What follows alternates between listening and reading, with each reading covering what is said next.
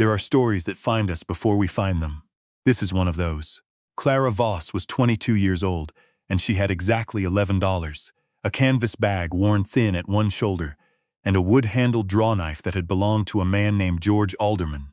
A man who had taught her everything she knew, and then had the misfortune of dying before she was ready to be alone. By the cold arithmetic of the world, she had very little.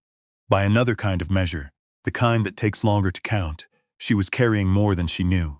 She had come to Dunmore, Ontario on a Tuesday in late October, not because she had chosen it, but because the coach fare had run out. Dunmore was the kind of town that appeared on maps in small print, the kind that drivers passed through without slowing. A grain elevator at the north end, a feed store, a church with a repaired steeple, and a main street of maybe 8 storefronts, half of which had paper in the windows instead of glass. She stood at the edge of it, with the wind coming off Lake Huron at her back, and thought, well, it would do for a night. She did not know then that it would do for the rest of her life. Her family, what remained of it, had made their position clear 3 months prior. Her uncle, Reginald Foss, her mother's brother, and the executor of what little her parents had left behind, had called her into the sitting room of the house she had grown up in and explained, with the flat patience of a man reading a ledger, that there was nothing left for her. The estate had debts. The house would be sold. She was, he said, a grown woman capable of finding her own way. What he did not say, but what she understood, was that the house did not have debts. The house had been sold 6 months before her mother died, and Reginald Foss had been the one to sell it. She had found the papers by accident, folded inside a hymnal on the parlor shelf, as if someone had hidden them in a hurry or simply forgotten they were there. She had not confronted him. She was 22 and alone, and he was a man with a solicitor and a firm handshake, and the habit of looking at people just slightly above their eyes. So she took her bag and George Alderman's drawknife, and she left. George Alderman had been a cooper, a barrel maker, who had operated a small shop in Guelph for 40 years before his hands gave out, and he took on an apprentice to do the work while he supervised.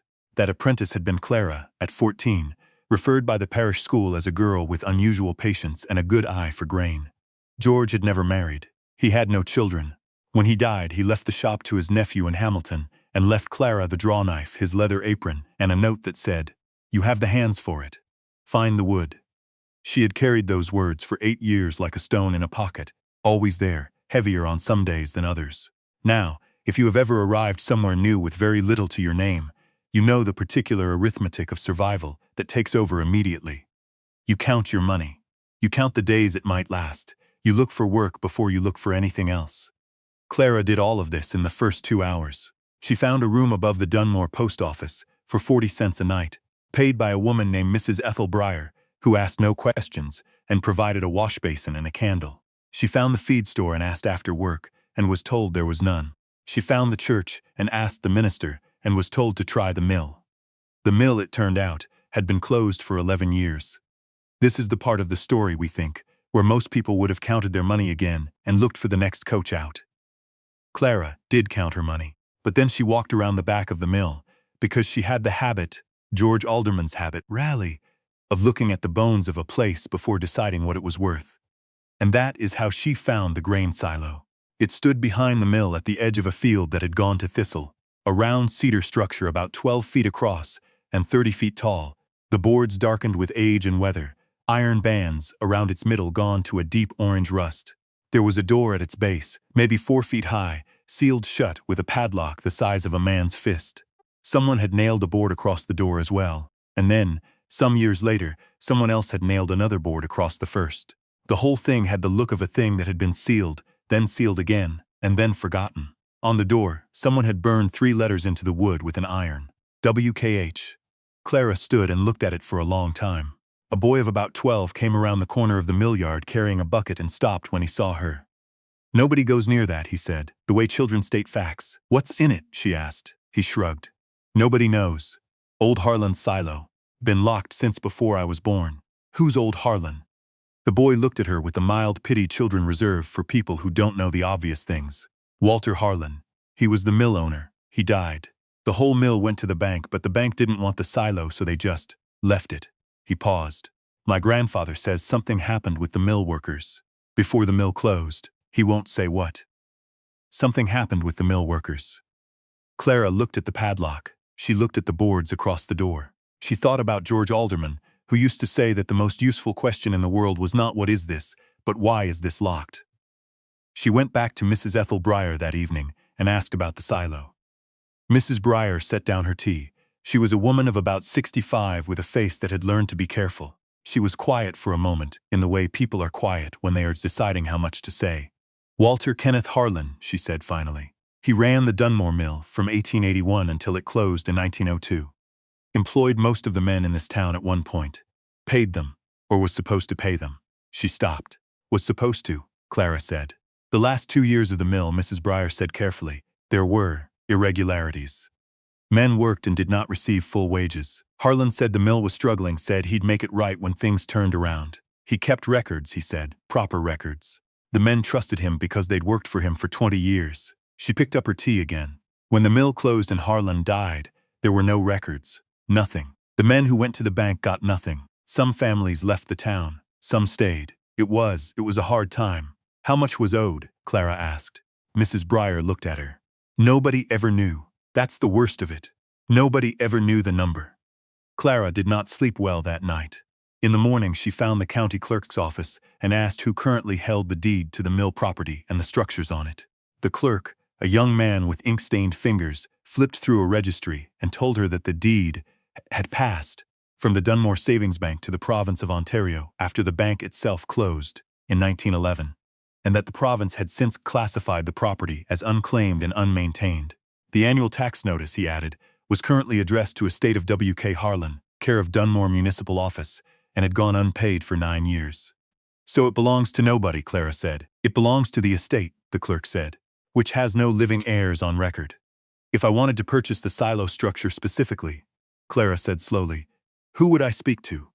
The clerk blinked at her. He was not accustomed to this question. He thought about it for several minutes, consulted a second registry, spoke to someone in the back room, and returned to tell her that a formal petition to the municipal office could initiate a sale of unclaimed property at assessed value.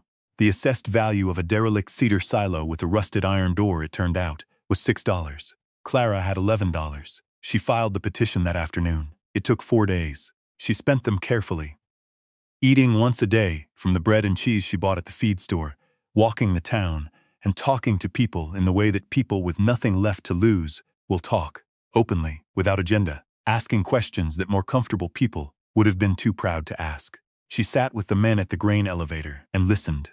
She helped Mrs. Breyer rehang a door that had been sticking, using George Alderman's drawknife to shave the edge clean, and Mrs. Breyer watched her work with an expression Clara couldn't quite read. "Where did you learn that?" Mrs. Breyer asked. "A man named George Alderman," Clara said. "He was a cooper in Guelph. He taught me woodworking when I was 14. "What happened to him?" "He died," Clara said. "Last year." Mrs. Breyer was quiet. "And your family?" Clara set the drawknife down on the step and looked at the door, now hanging straight and even in its frame. "My uncle has the house," she said. "The rest is gone." Mrs. Breyer said nothing for a moment. "Then, I'll charge you 20 cents a night instead of 40. You can do the work that needs doing around here. This is the nature of a good town, even a broken one. It still has people in it who recognize a fair exchange." On the 5th day, the deed transfer came through. Clara Voss paid $6 for a derelict cedar grain silo on the former Harlan Mill property. The clerk stamped the paper with the particular satisfaction of a man clearing something that had been on his desk too long, and Clara folded the deed into her coat and walked back to the silo in the morning fog.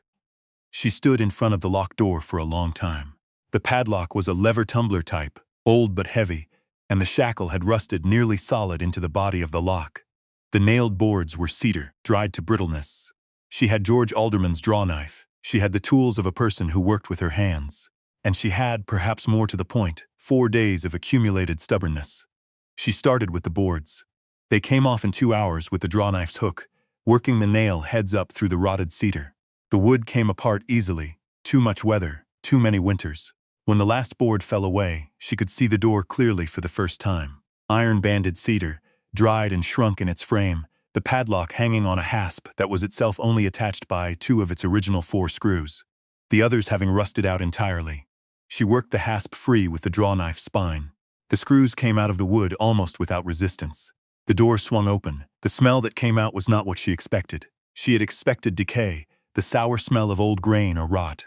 What came out instead was dry, profoundly dry and cold, and with the faint sweetness of old cedar. The silo had been sealed so completely, for so long, that it had become its own sealed world. She had to bend nearly double to get through the low door.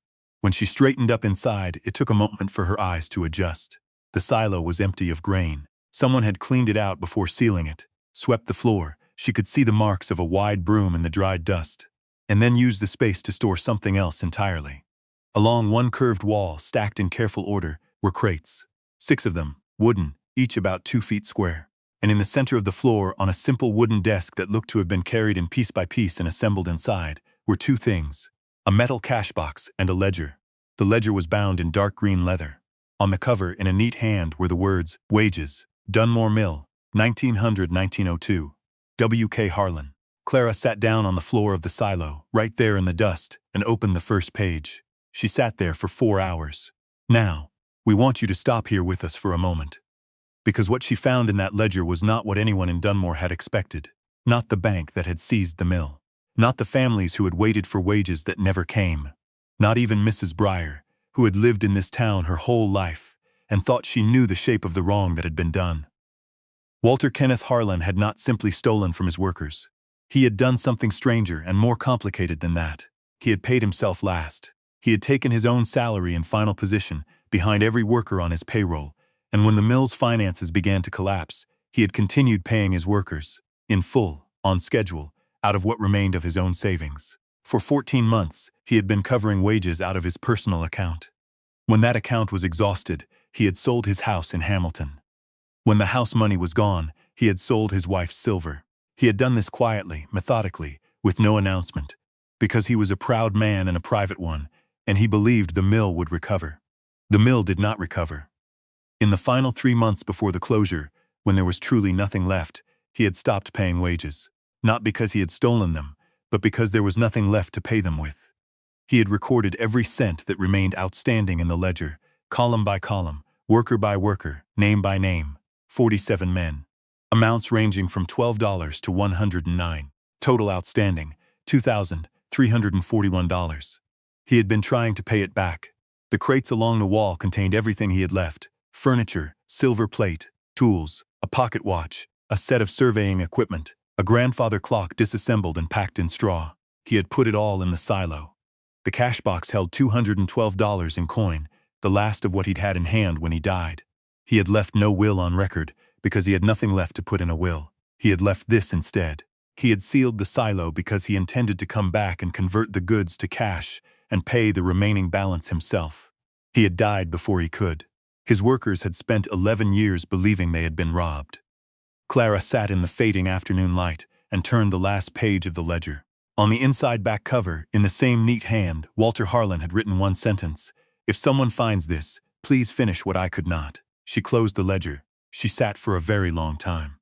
Then she stood up, put the ledger under her arm, picked up the cash box, ducked back through the low door, and walked into Dunmore. She went first to Mrs. Ethel Briar. Mrs. Briar read the ledger at her kitchen table without speaking. She turned pages slowly. When she reached the end, she sat back in her chair and put her hand over her mouth, and Clara understood that Mrs. Briar had a name in that ledger, or someone she had loved had a name in that ledger. "Thomas Briar," Clara said quietly, reading the entry. $46 outstanding. Mrs. Briar nodded. She did not cry. She was not that kind of woman. But her eyes held something that had been there a long time, some wound that had been given a name. "People blamed him," Mrs. Briar said. "After he died, there was a great deal of anger. It seemed the easiest explanation. That he had taken the money and then conveniently died." "He hadn't," Clara said. "No," said Mrs. Briar. "He hadn't." They sat together for a while in the kitchen. The fire in the wood stove ticked and settled. Outside, the wind off the lake had dropped, and Dunmore was quiet in the particular way of October evenings. That early darkness, that smell of smoke and cold ground. Then Mrs. Briar stood up, put on her coat, and said, "Come on then. I know where most of them still live." What followed, over the next 2 weeks, was the kind of thing that doesn't have a good word for it in the language of business or law. It was not a settlement. It was not a restitution, exactly. It was perhaps closer to the moment when a long-held breath is finally let out. Clara and Mrs. Briar went door to door. They brought the ledger. They sat in kitchens and parlors, and in one case, a barn, where a man named Frederick Oakes was doing his evening milking.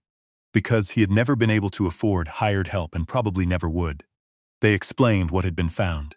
They showed the entries, each man's name, each amount, Walter Harlan's meticulous accounting of what he owed and why. They showed the sentence on the last page. Please finish what I could not. The reactions were not uniform. Some men wept. Some were angry. Not at Walter Harlan, but at the years of carrying the wrong belief, at the waste of all that bitterness. One man, Arthur LeMay, who had left Dunmore in 1904 and come back only recently to care for his mother, sat very still for a long time and then said, "I told my children he was a thief. I told them that as a fact." He said it the way people say things that they now have to unmake.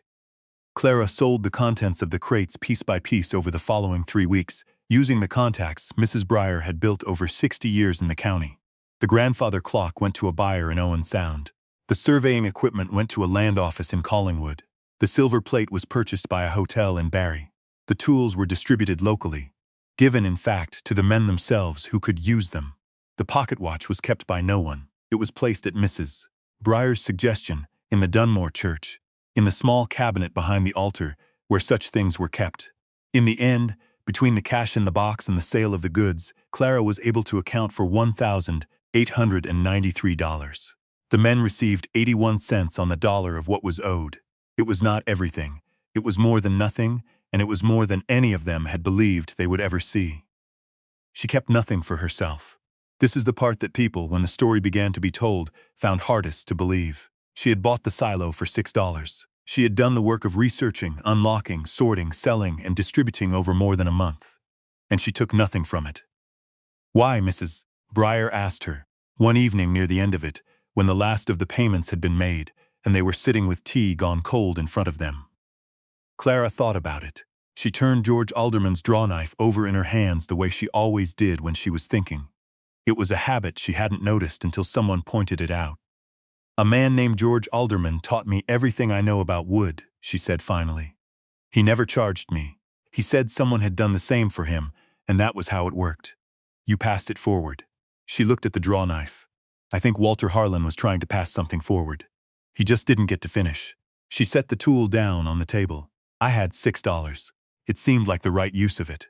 What happened to Dunmore after that is not a dramatic story. Towns don't transform overnight from a ledger found in a silo. But something shifted, the way things do when a long-held wrong is acknowledged. Frederick Oakes put in a new irrigation line and expanded his herd. The LeMay family, Arthur and his 2 sons, began repairing the old cooperage on the south end of town. The building had been empty for years, and they had heard there was a woman in the area who knew the trade. Mrs. Breyer's post office, which had been doing the work of 3 buildings on its original footing, got a new door frame and a re-hung pair of windows, done in exchange for room and board, by a woman who had learned to use a drawknife at 14. Clara Voss stayed in Dunmore. She did not plan to, and then she did. She set up her cooperage work in the old LeMay building, the LeMay sons building barrels beside her, while she taught, the way George Alderman had taught. She charged fair prices and paid fair wages, and kept meticulous records. She had learned, from a ledger in a cedar silo, what it meant to keep proper records. The silo itself she repaired over the winter. New boards where the cedar had failed, new iron bands, a proper door that opened without requiring the removal of its hinges. She used it to store her materials. The straight-grained ash and white oak she ordered from a mill in Orangeville, the hickory for hoops, the tools she gradually accumulated. In the spring she planted a garden along its south wall, the way she had seen done in Guelph, and the dark boards held the warmth well. She thought about Walter Harlan sometimes when she was working in there. A man who had tried to pay a debt and run out of time. She understood that, in the abstract way you understand things that haven't happened to you yet.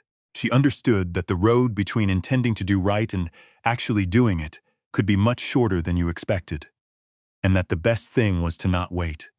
She thought about Reginald Foss sometimes too, her uncle, the man with the solicitor and the firm handshake and the folded papers in the hymnal. She did not hate him.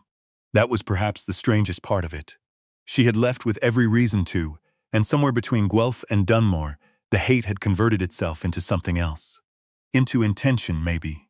Into the decision to be a different kind of person than he was. George Alderman used to say, "Find the wood knows what it wants to be." He meant it about barrels, about reading the grain, going with it rather than against it. But she had always thought it was true about more than wood. She had found the wood. It had wanted to be this. On a Saturday in the following June, the people of Dunmore held a small gathering at the grain elevator. Not a formal event, not a ceremony, just a gathering. The kind that happens when people feel something wants to be marked. Someone brought a fiddle. Someone else brought a pot of soup that fed about 40 people. Arthur Lemay stood up at some point and said something brief and simple about owing and being owed, about the years of carrying the wrong story, about what it meant when someone came along and helped you put it down. Mrs. Ethel Breyer sat in a chair near the door, with her hands in her lap, and said nothing, which, if you knew Mrs. Breyer, meant she felt a great deal. Clara stood at the edge of the gathering, with a mug of tea, and watched it all, with the particular wonder of someone who has accidentally started something they didn't fully intend to start.